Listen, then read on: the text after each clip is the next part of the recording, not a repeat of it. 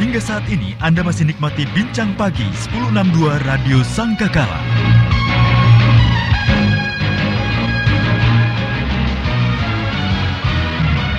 Dari Gereja Sangkakala Surabaya 1062 The Voice of Love. Shalom, selamat pagi kekasih Tuhan. Berjumpa kembali dalam program Bincang Pagi edisi awal pekan 23 Maret 2020. Apa kabar kekasih Tuhan? Saya Wahyu Widiawati temani Anda pagi hari ini.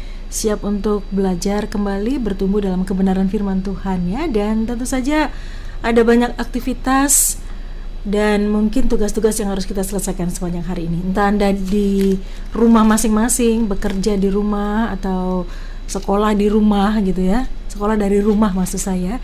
Atau mungkin Anda masih beraktivitas di luar rumah. Apapun, tetap bersukacita, tetap bersemangat ya. Pagi hari ini Pendeta Frans Neman dari GPPS Sungai Sukacita siap berbagi dengan Anda. Selamat pagi Pak Frans. Selamat pagi Mbak Wahyu. Apa kabar? Oh, lebih baik dari kemarin. Puji Tuhan. Luar biasa. Luar biasa. Usia boleh senior tetapi semangatnya tetap muda. Ya, baru 76. Baru 76. Baru 76 tahun ya. Itu masih sangat muda itu. Oh, itu dibandingkan Batu Salah ya. Kemurahan Tuhan. Iya. Pak Frans, kemarin banyak gereja yang menjalankan ibadah secara streaming gitu. Ya. Bagaimana dengan GPPS Sungai Sukacita? Ya, kita ikuti aja apa anjuran pemerintah. Dari pusat juga mereka ada yang dianjurkan ibadah di rumah-rumah. Ya. Jadi GPPS Sungai Sukacita yang terletak di Jalan Tegal Sari 70 itu juga kami tutup. Nah, coba kita di rumah, kalau dikasih waktu untuk kita berdiam diri 2 minggu, itu bukan artinya supaya foya-foya, diam-diam, pesta-pesta, tapi waktunya baik untuk kita mencari hadirat Tuhan. Berdoa ya? Berdoa. Bukan liburan supaya Pak ya? Terhindar dari segala gangguan, masalah-masalah yang sekarang ini diperbincangkan wabah Corona itu. Ya. Soalnya bukan untuk ditakuti, tetapi kita harus waspada. Katanya tapi tidak Tuhan, boleh ketakutan. Berjagalah dan berdoalah supaya jangan kamu terkena pencobaan. Cuma di bawahnya itu dikatakan roh itu penurut, tapi daging itu lemah. Ya, kita ini suruh nuruti daging terus, mau tidur terus saja. Matius 26:41 itu. Kalau Pak Frans secara pribadi, apa yang dikerjakan hari-hari ini untuk menyikapi social distancing? Maksudnya jaga jarak dengan orang, begitu. Terus himbauan-himbauan tidak boleh keluar rumah, begitu. Bagaimana sikapnya? Kita kegiatan-kegiatan cuma hanya kita pelajarannya menyusun untuk seminar-seminar. Oke, mempersiapkan diri berarti ya. Yang akan datang saya harus menghadapi memberikan seminar mengenai misi pelayanan itu ya. Jadi firman Tuhan harus dikupas betul-betul agar dapat yang mendengar itu dapat mengerti, dapat memahami, karena iman timbul dari pendengaran akan firman. Kalau firman yang disampaikan itu tidak jelas, tidak benar, tidak gamblang, tidak dapat diterima dengan benar, maka imannya tidak baik. Goncang gitu loh. Jadi pembicara harus mempersiapkan diri nih ya. Waktunya mempersiapkan diri. Sambil berdoa mempersiapkan diri ya. Berarti ini di rumah saja ini ya? Ya, kebanyakan di rumah. Ya baik juga. Ya di rumah cuma 2 orang. Nah itu dia. Pacaran lagi ya Pak ya? Biasa aja. Cuma lihat-lihatan berdua. Ntar jangan marah. Apa lihat-lihat gitu ya? Apa lihat-lihat gitu kayak? Ya cuma dipandang-pandang aja gitu ya, sudahlah. Ya anak-anak sudah nggak ada di rumah, ada di Amerika, ada yang di wisata Bukit Mas. Kita ini ya sambil berdoa lah. Atur yang mana yang perlu dibersihkan, yang mana yang perlu ditotoh di rumah. Gitulah. Oke. Itu sekilas tentang apa yang dilakukan oleh Pendeta Frans Neman dengan GPPS Sungai Sukacita. Pagi hari ini Pak Frans tertarik untuk mengangkat satu perbincangan tentang pencegahan menghadapi penderitaan. Ya. Kenapa tertarik dengan topik ini, Pak? Apakah karena corona tadi atau bagaimana? Bukan saja. Bukan itu ya? Ya, macam-macam. Macam-macam ya. Untuk kita menghadapi sebelum ditimpa dengan bencana, ya toh, istilahnya sedia payung sebelum hujan. Mencegah lebih baik daripada mengobati gitu ya. Jangan sudah kehujanan baru cari payung. Terlambat ya, Pak. Nah, itu terlambat. Jadi jangan sudah kena penyakit baru pergi ke dokter. Bukan ya begitu. Ya. Artinya di dalam Alkitab itu selalu jelas. Ya, jelas. Jangan cari Tuhan sesudah ditimpa pencobaan. Nah, itu istilahnya. Kalau istilahnya Alkitab sebelum digigit ular, ya itu sudah ada mantra dulu, mantranya bahasanya itu dalam pengkhotbah. Jadi jangan sudah digigit baru mantra baca. Jangan kita berdoa sudah ditimpa, ya saudara. Jadi itu artinya lebih baik kita baca, ya apa yang saya temukan di dalam Alkitab yang dikatakan oleh Daud dalam Mazmur 22 ayat 11 dan 12. Sini saya temukan itu ayat yang bunyinya demikian, kepadamu aku diserahkan sejak aku lahir, sejak dalam kandungan ibuku engkaulah Allahku. Janganlah jauh daripadaku, sebab kesusahan telah dekat dan tidak ada yang menolong. Nah, di sini dikatakan berarti Daud itu memohon Tuhan, jangan jauh dari aku, dekat dengan aku, sebab kesusahan-kesusahan pencobaan itu sudah mulai mendekat, ya sudah mulai menyerang, sudah mulai mau coba-coba untuk menyiksa. Jadi jangan jauh dari aku. Nah, kalau Tuhan sudah dekat dengan dia, melindungi dia, memagari dia, menjaga dia siang dan malam, saya rasa terluputlah dia dari segala malapetaka bahaya. Nah, kita sudah tahu bahwa cerita daripada Daud itu adalah orang yang dari mudanya perang terus. Musuhnya terlalu banyak.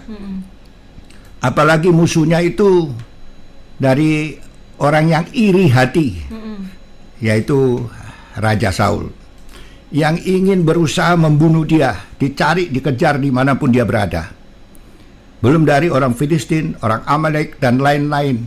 Berarti dia itu hidup dalam satu musuh ke musuh lainnya, gitu Pak ya. Itu serangan-serangan dari mana-mana. Nah, di mana dia bisa berlindung? Ya, Pak, menarik di ayat 11 itu, Pak. Di situ dikatakan, kepadamu aku diserahkan sejak aku lahir. Bahkan dikatakan sejak dalam kandungan ibuku, engkaulah Allahku. Nah, itu berarti dia, ibunya menceritakan kepada dia. Waktu dalam kandungan ya? Kandungan kamu itu sudah saya serahkan sama Tuhan. Okay. Waktu berarti, aku lahir, kamu lahir, ya toh, aku serahkan sama Tuhan. Berarti ini peringatan juga bagi kekasih Tuhan mungkin yang sedang mengandung ya. Jadi dari dalam kandungan tuh sudah diserahkan. Pak, sudah ceritakan, pokoknya dalam kandungan berdoa supaya anak ini lahir nanti jadi lengkap baik. Gitu ya. Ku serahkan sama Tuhan supaya dia hidup takut akan Tuhan, disertai Tuhan. Yang penting itu kan anak Tuhan itu takut Tuhan. Ya, kemudian berarti juga harus diserahkan memang sejak dari dalam kandungan. Lahir, ya. Pak Frans, penyerahan seringkali kan ada penyerahan anak. Nah, supaya anak ini perlindungan orang tua kan terbatas. Ya toh. Jadi kadang-kadang kita titipkan sama orang. Padahal Tuhan itu yang menjaga, yang tidak pernah tidur. Ya, Alkitab mengatakan di dalam Mazmur 121 ayat 3 sampai ayat 5, penjagamu tidak pernah terlelap. Nah, sebab itu coba kita baca dalam satu ayat lagi, ayat satu lagi di dalam Mazmur 16 ayat 1, ya, Mazmur 16 ayat 1. Itu juga luar biasa. Ya. Miktan dari Daud. jagalah aku, ya Allah, sebab padamu aku berlindung. Nah, aku berkata kepada Tuhan, Engkaulah Tuhanku, tidak ada yang baik bagiku selain Engkau. Di sini dikatakan jagalah aku, ya Allah, sebab padamu aku berlindung. Jaga, minta pertolongan Tuhan. Daud itu kan mempunyai panglima-panglima yang setia, mempunyai pasukan-pasukan yang elit. Dia tidak berkata kepada panglimanya, dia tidak berkata kepada pasukan yang elit itu. Dia bilang kepada Allahnya, jagalah aku, ya Allah. Kalau Allah yang jaga, siapa yang mau bisa mengganggu? Siapa yang mau yang berani mau menyerang? Bahkan juga penyakit pun Tuhan singkirkan. Seperti yang dikatakan oleh iblis sendiri ya. Iblis pernah berkata kepada Tuhan tentang Ayub. Dalam karena Ayub kau pagari gitu. Di Ayub 1 ayat 10 itu. Ayub 1 ayat 10. Karena engkau pagari rumah tangganya, usahanya, maka dia bersuka cita. Coba Tuhan undur dari dia. Maksudnya kalau engkau undur bagaimana? Dia pasti akan menghujat. Kan begitu. Pak, berarti kita minta penjagaan dari Tuhan langsung ya Pak ya? Kita minta penjagaan dari Tuhan itu dari hari ke hari, bukan hanya di rumah, dimanapun kita berpergian, dimanapun kita bekerja, kita minta Tuhan jaga, tapi dengan sungguh-sungguh penjagaan Tuhan, dengan keyakinan bahwa Tuhan itu menjaga kita. Sebab ada ditulis juga dalam perjalanan itu, dalam Mazmur 91 ayat 11. Diperintahkannya malaikat-malaikatnya menjaga engkau siang dan malam, kemanapun engkau bepergian. Kalau kita minta penjagaan Tuhan dengan segenap hati, maka Tuhan itu tidak lalai. Tuhan senang kalau kita minta penjagaannya. Sebab Tuhan lihat, wah ini berharap kepadaku, minta perlindunganku, luar biasa. Saya pernah membaca satu kata-kata daripada Daud. Itu namanya Tuhan itu luar biasa. Itu ada di dalam 2 Samuel 22. Itu ayat yang pertama dan kedua. Dia kasih Tuhan itu dinamakan apa? Tuhan adalah gunung batuku. 2 Samuel pasal 22 ayat 1 dan 2. Situ Daud itu dikejar-kejar oleh musuh, dikejar-kejar oleh Raja Saul.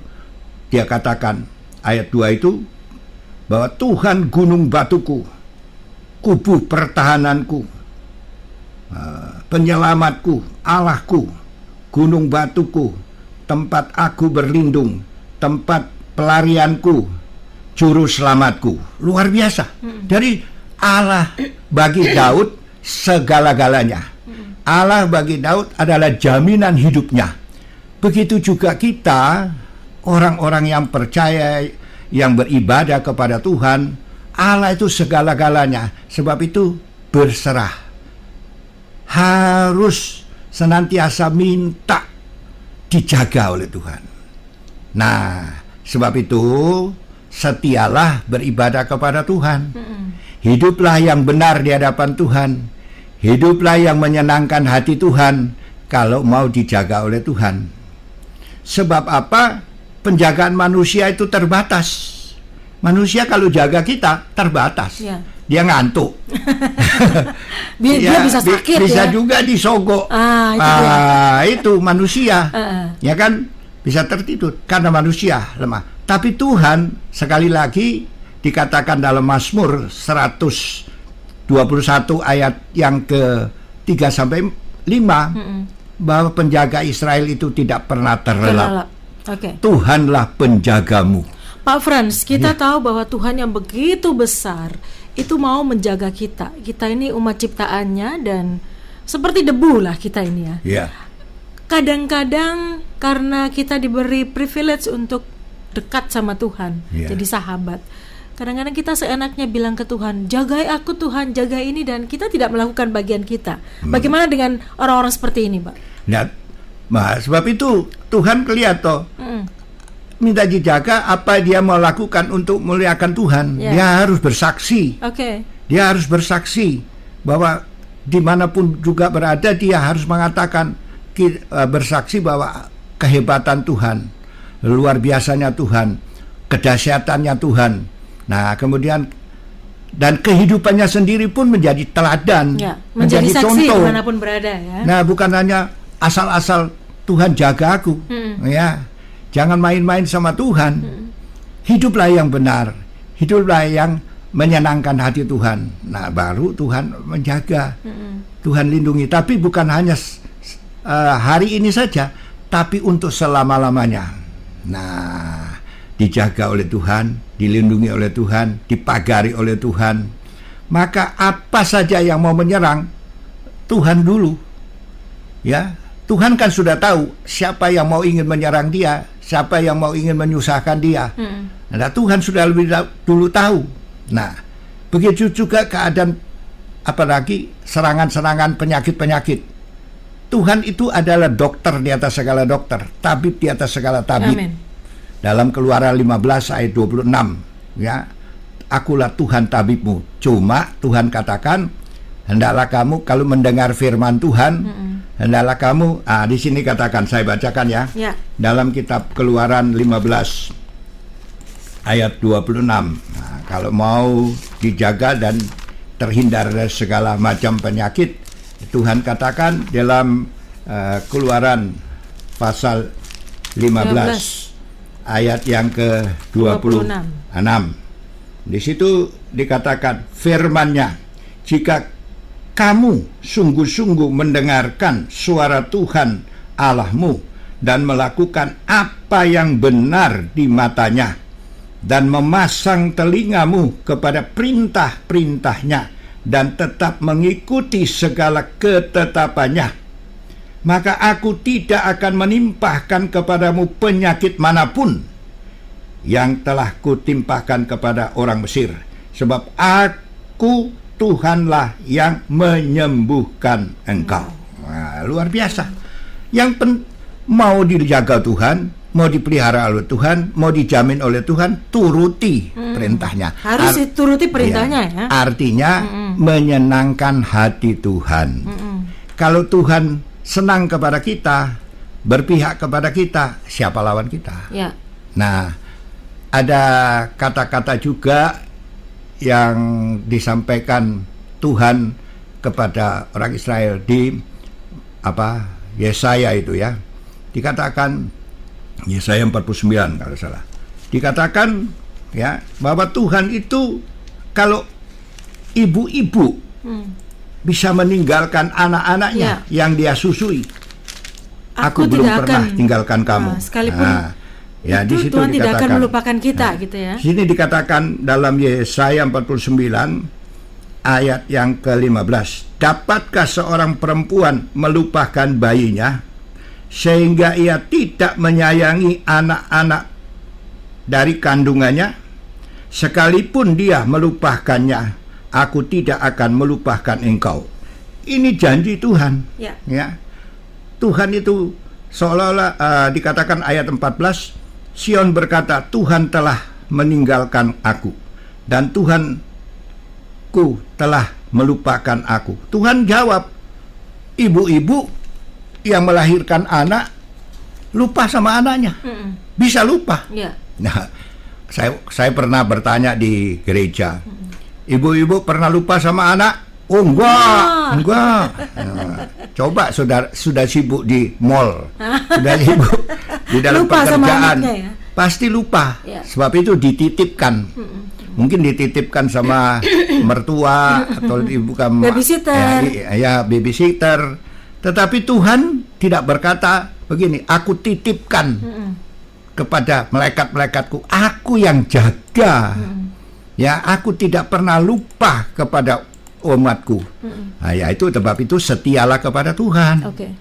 Yang sungguh-sungguh ini kesempatan. Ya ini merupakan ya kalau ada corona ke seluruh dunia serangan ini teguran-teguran bagi kita umat Tuhan supaya yang sungguh-sungguhlah kepada Tuhan. Percayalah kepada Tuhan dengan sungguh-sungguh. Supaya jangan suruh diam di rumah itu, banyak doa.